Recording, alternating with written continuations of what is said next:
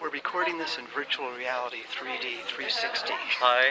Okay. So we can send you a copy of it. You can see IFA. And when you look at it, it's like you'll really be there. Only when you reach out and touch the person, they're gone. Oh my God, is it? That's amazing. Okay. Do you have a card? Maybe you're too famous. You're easy to get Oh. hold of. Okay. Thank you. You can talk to me. Yeah, hi. Yeah, we're recording this in virtual reality format. Okay. Which means that the viewer will be able to see all 360 degrees. All right. Okay. Bye. So if you have a card, I'll send you a link so that you can actually see what we've recorded here at IFA and some of the other That'd stuff. be great. Yeah. Going on there. It's such a wonderful scene. So many things about this wonderful film reminds me not only of Richard Attenborough's Oscar-winning Gandhi, but also Steven Soderbergh's Che, Warren Beatty's Red, sort of other intimate epics of crucial historical figures. As you brought the project to the screen, how did you envision it? What were some of the keys for you? You know, in Indian cinema, Sartaj, I'm No, sorry. this is- No, he asked. No, this is for. I think this Okay, is. okay. Sorry about that. Okay, I'll get to But before you Yeah, say that, please. I'd just like to speak about in Hindi cinema, in Indian cinema, historical characters are played on performances of other actors who have played historical characters, and so there's a proclamation. The dialogue is always a proclamation. It isn't as if you speak any real lines. And for me, it was very important to find the truth of the character and play it like the strong mother that she has, without bothering about the outward impression of how a Maharani would speak. And I think the fact that I was wearing certain clothes, etc., so there is a certain demeanor that you acquire. But for me, to get to the truth of the character was much more important than this is the way the Maharani speaks. And, you know, she would say, Dalit, I didn't do any of that. If I may add to that, when I was writing, and Shwana, just thank you so much for appreciating my work. It means a lot to me.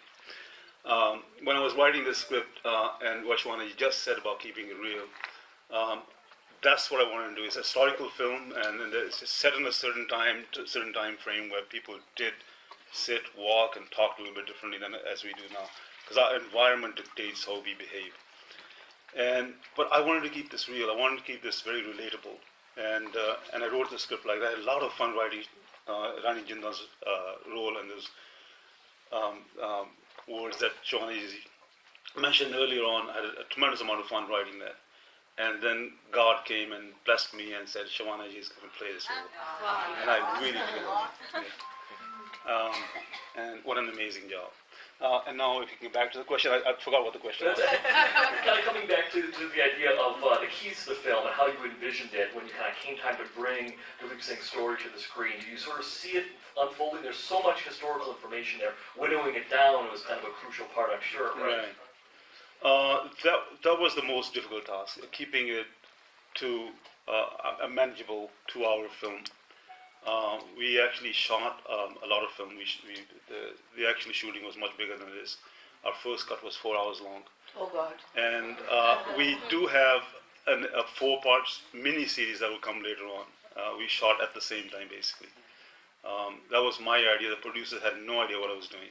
And I was a little sneaky about that. And now I think once they make a lot of money on this, they'll be grateful to me. Yes, it's a massive story. Maharaj Leap Singh's life was a massive journey by itself, and it was difficult to contain this into a manageable 2-hour film. But I think once you saw the film, and I think once you watch the film, you see it's almost a capsule of his life. And a capsule of a man's journey trying to reconnect to his heart and soul, and to reconnect to who he really is, and regain all that was lost, not just the kingdom, but regain himself as well. How long did it take you to write the script, and when did you start? The producers, when I came to first write the script, my engagement as a director came later on. I think they had spoken with a number of writers before that struggled with writing a script. And when material was given to me, I hadn't done any research about this at that time. Jasjit Singh, our main producer, had done a lot of research, and he gave me some of his documents. I started reading from them, and I connected with this story right away. I was born in India, and like Maharaj Leap Singh, I grew up in England. and I moved to England at a very early age. I was 7 years old when we moved to England. And there was I found some sort of emotional connection to this. Getting back to how long it took me, I promised them that I'll have the first draft in 30 days. I actually delivered the first draft in 29 days. And what you see in the film is very little change from the first draft. It just more scenes got added on. And the scenes that Shabanaji played, they never changed. Those were my first draft scenes, and I feel really lucky once again that they were just perfect, and for a perfect practitioner of the craft, and to play them out can't ask for more. Satinder, you're amazing in the film, and though you had Thank you. though of course you've had extraordinary success as a performer in the world of music, this is your first film role. I understand that the idea of it first came around on a California beach, right? You want to tell us that story of how the idea came around to you from the producer? First of all, it was tough, but I was guarded with the legends like Shabanaji and Jason Fleming and the historians and Kaviji by himself.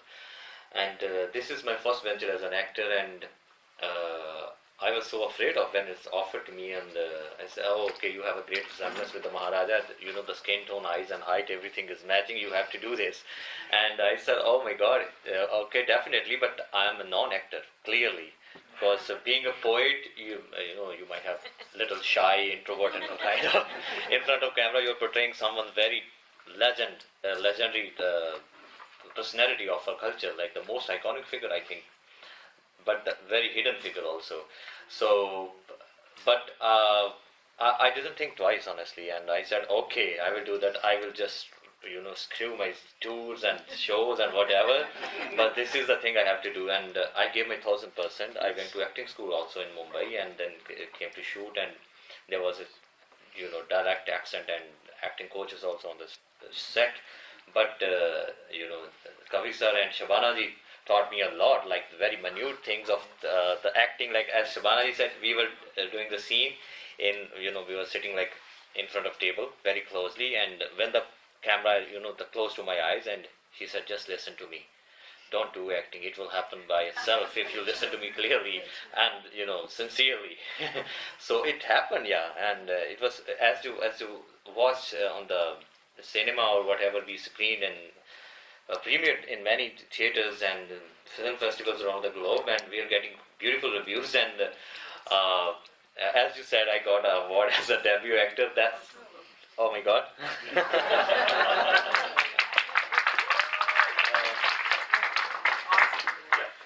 And was there one scene or maybe that was a little bit difficult to kind of get a handle on, and maybe you and Shabana? I'd like to speak about in Hindi cinema, in Indian cinema,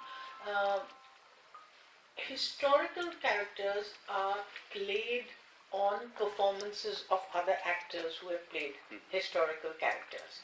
And so there's a proclamation. The dialogue is always a proclamation. It isn't as if you speak any real lines. And for me, it was very important to find the truth of the character and play it like the strong mother that she has, without bothering about the outward impression of how a Maharani would speak. And I think the fact that I was wearing certain clothes, etc., so there is a certain demeanor that you acquire. But for me, to get to the truth of the character was much more important than this is the way the Maharani speaks. And, she would say, Dalip, I didn't do any of that.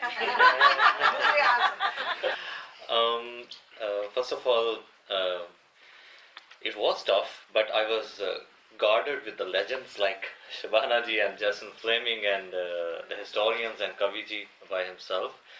And this is my first venture as an actor, and I was so afraid of when it's offered to me, and I said, oh, okay, you have a great resemblance with the Maharaja, the skin tone, eyes and height, everything is matching, you have to do this. And I said, oh my God, okay, definitely, but I am a non-actor, clearly. Because being a poet, you might have little shy, introvert and kind of. In front of camera, you're portraying someone very legendary personality of our culture, like the most iconic figure, I think, but the very hidden figure also. So, but I didn't think twice, honestly, and I said, okay, I will do that. I will just, screw my tours and shows and whatever. But this is the thing I have to do, and I gave my 1000%. I went to acting school also in Mumbai, and then came to shoot, and there was a direct accent and acting coaches also on the set. But Kavi sir and Shabana ji taught me a lot, like very minute things of the acting. Like as Shabana ji said, we were doing the scene in, we were sitting like in front of table very closely, and when the camera, the close to my eyes, and she said, just listen to me. Don't do acting. It will happen by itself if you listen to me clearly and sincerely. So it happened, yeah. And it was as to watch on the cinema or whatever we screened and premiered in many theaters and film festivals around the globe, and we are getting beautiful reviews. And as you said, I got an award as a debut actor. That's, oh my God. For me, the toughest scene with Shabana ji, because my dialogues are in Punjabi, so I said, oh my God, that's okay. Nothing to do, but English was my third language, so I have to maintain that Victorian Queen's English accent on the set. So, and in Hollywood film scenario, especially with Bluestein Entertainment Partners, when they are shooting, they said there's no dubbing, just throw the dialogue in one master frame. And there are dialogue like, there's just a monologue for me. And I said, I requested Kaviji, like, can I give like in 3 takes, one in master, half in master, then in mid, and then in close up. As Shabana ji did also for Punjabi, like, can't you do it in separately, like for 2-3 lines, as I was saying, like in English? But Kaviji was so strict. No, you have to give it in the master frame, as we saw, like the film, the Bird, the Oscar-winning film. They have shot in only 16 takes, I think. And I said, then that was my reference for this. So I said, okay, we have to do that, and we did. And in the entire shoot, I forgot the dialogue only twice, and that's an achievement. The reference to Maharaj Dalip Singh was, we lived in a small town called Leamington Spa in England. And every year on his death anniversary, a bus would go from Leamington to his grave, from the local Gurdwara, to pay homage. And that's what all I knew, that, oh yeah, this thing happens every year.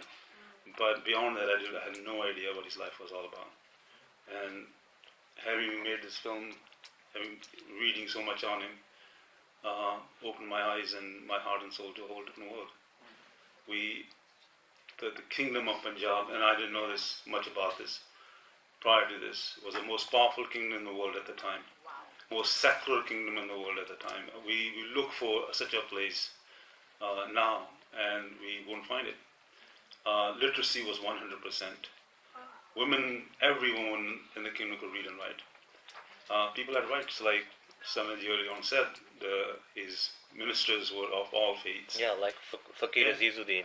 Yeah. Their family is still, His army was led by generals from all over the world. There were French generals, Italy, even American, believe it or not. Even Americans right were leading his armies. Where would you find such a place now? Oh, yeah, I just want to add a little, as you were saying, like he wasn't a loud character. So many of the scenes are very underplayed characters Maharaj Dalip Singh played and portrayed. And it was so tough, for if there's a, renowned and trained actors like Morgan Freeman or Denzel Washington or Shabana Azmi ji and many, and if they're playing under, it's very understandable that, oh, he's very subtle, or he's, going great. If I'm doing nothing, it means I can't do nothing. So that was the conflict. And as Sarna sir said, he was never loud. Even when Arul Singh came with a very befitting title, with a peerage, and he said, sir, this is very befitting and you should embrace and accept it. And Maharaj Dalip Singh very mildly, he said, I thank Her Majesty wholeheartedly and humbly convey my esteem, affection and admiration. Beyond that I cannot go. I claim myself to be well, but I am not English. Neither I nor my children will ever become so. Such titles, though kindly offered, we do not need and cannot assume. I love the English, especially their monarch, but we must remain Sikhs. Yeah. And then there's also the terrific music inspired by the motion picture, The Black Prince. Sammy, I believe you have a video that we'll take a look at, right? And we'll jump into right now. Yeah, I'll just do a quick presentation through the deck there. Thank you very much for coming out today. It's very, very nice for you guys to come by on a Sunday morning, especially following IFA. I'm sure a lot of you guys are still resting up for it. Thank you to the esteemed panel here for a couple minutes for us to talk about the soundtrack. The soundtrack that we put together is actually music inspired by the motion picture. It's actually a little bit of an extension of the actual motion picture itself. George Callis did a wonderful score on the film that you will hear when you watch the movie. However, our proposition to the film is a little bit different. What we did was we took the film and told it in a musical format and extended on the film. And we really utilized some of the names in popular culture today, in both the US and in our own South Asian culture, to help tell that story. I'm just going to turn your attention really quickly for just a couple minutes. I'm just going to quickly work through this deck really quickly and just show you some of the things that we have going on with this album. As you can see, it's a soundtrack. We have about 12 songs and 3 spoken word pieces that go through the album itself, featuring some of the great artists that I'll list to you here. Of course, my good friend Satinder Sartaaj is on this album as well. He has a couple of pieces. And there's a song about Shabana Ji, and we're going to play it. Actually, one of my favorite songs on the album, I urge you all to listen to it. It's called Shabana Pal. It's a great favorite of Shabana Azmi Ji's as well, so I urge you all. Some other artists on here are some of the more American names, like Talib Kweli, Emmanuel Jal, Nelly Furtado, of course, Tisha Campbell-Martin, Ozark Henry, Rackstar, and some more names all kind of added to it. Also, I don't know if you guys know AK Amazing, who also does a lot of the YouTube videos and stuff. He actually provides the narration for this album as well, and he did it very, very well in a very dramatic fashion. There's a playlist to the left there. If you can, we mastered the album at the Abbey Road Studios in London.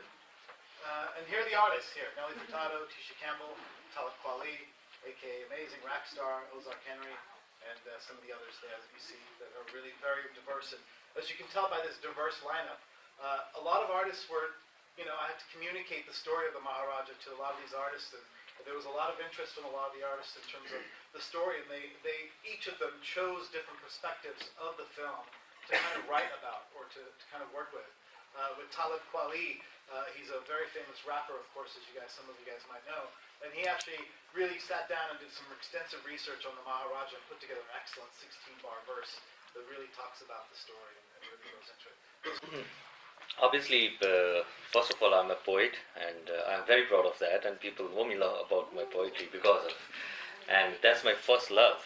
And when we asked to Brilstein, we have to dub this film in Punjabi also because I'm representative of that language and culture, and Maharaja Dalip Singh also belongs to Punjab. So this is the must thing, and they said, okay, this is your job now. You have to do this, and then I have to give my, a year for this, translation and all that, and selecting these things. And even still, before 10 days ago, I was in Mumbai and fixing because film made in English without songs. And now when we are putting the songs in behind, we have to be very careful, okay, there's a scene with Bamba and Dalip Singh separated, and there's a song like Beat Janiya, and the Endless Love, and then they're meeting very first time, and there's a Channa Teri Chandni Da, and Darda Wala Des is in the in the entire film. So that will embrace the film more. And even yesterday in IFA, when Shabana ji said, you are a singer, you must sing here, and I sang Darda Wala Des. That's depict the entire story of the film, and there's a beautiful story behind that. In 2010, I went to England and I saw Kohinoor and the grave of Maharaja also, and when I went back on 22nd of October, it was Maharaja Dalip Singh's death anniversary, and I didn't know. And I wrote a song, Darda Wala Des Awaza Marda, and unconsciously probably it was about Maharaja Dalip Singh, but consciously it wasn't. But when it came on board and they said we need a song like this, and when I sang that, and it fits accordingly to the scenes as well. So I think this is I was destined for this, and this is very divine with Maharaja Dalip Singh. So I'm blessed, I think. Yeah, I love it. That's beautiful. Thank you. We're now going to take a couple of questions from the audience. If anyone has one, just shoot a hand up really high. Yes, ma'am. I'll introduce myself first. My name is Sarah Kaur Zavaleta, and I am bowled over and very excited that this story is being told. I want to tell you how I'm connected to that story through my family. My ancestry is, I'm also from a Sikh family. My ancestry is also from Lahore. And one of my great-great-grandfathers, he was one of the ministers of Maharaja Ranjit Singh. Oh. And I found this by visiting Pakistan and talking to people in the old city of Lahore. Wow. And the legend still lives that the elephant would come every morning to pick him up and take him to court and then bring him back in the evening. And the older people who are still in the city from that generation where the story was passed down, they told me this story. So I did some research, and it is true, and I will get you the name of my great-great-grandfather, and I have a line of grandfathers who worked as soldiers with the English and so on. I've just written a story of myself about the partition, so just want you to be aware. Okay, I just made an observation. I saw that clip about the teacup, and it's very impressive and very nice, but I wanted to say that probably that teacup was made in England also. So we are going to get the Kohinoor back. They want their teacups back. So my question was... It could have been made. It could have been made in England, but it belonged to India. But it was paid for probably. So, Because yeah. English did that a lot. They would make things in England and sell them to Indians. And paid by us. Yeah, paid by us. Yeah. Yeah. Do you have another question? Yeah, I wanted to know if most of the movie was made in England, or did you do some shots in India? We didn't talk about that. Both. It was mostly shot in England. We had about 6 days in India. We have some flashback scenes. They were shot in India. Oh, yeah. Thank you. Yeah,